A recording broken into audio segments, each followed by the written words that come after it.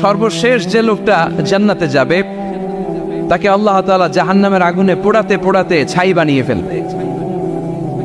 আল্লাহ বলবেন, জিব্রাইল যাও একটু দেখো, একটা মাত্র সেজদা দিয়েছে আমাকে, এরকম কাউরে পাওয়া যায় কিনা। বাটি চালান দিয়ে দেখো পাওয়া যায় কিনা।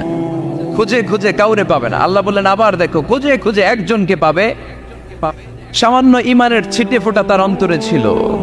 আল্লাহ বলবেন, যেহেতু ছিটে ফোঁটা আছে, অনেক মায়ের খাইছে, ওকে বের করে জাহান্নাম থেকে বের করে একটা নির্ধারিত দূরত্বে রেখে দাও।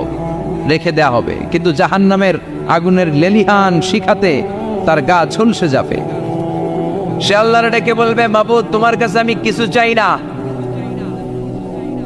জাহান্নাম থেকে তুমি আমাকে বের করেছো, জীবন নদীর পানি তুমি আমার গায়ের মধ্যে ঢেলে দিয়েছো, আমি আবার সজীবতা ফিরে পেয়েছি। আমি তোমার কাছে জান্নাত চাই না, শুধু নিরাপদ একটা দূরত্বে আমাকে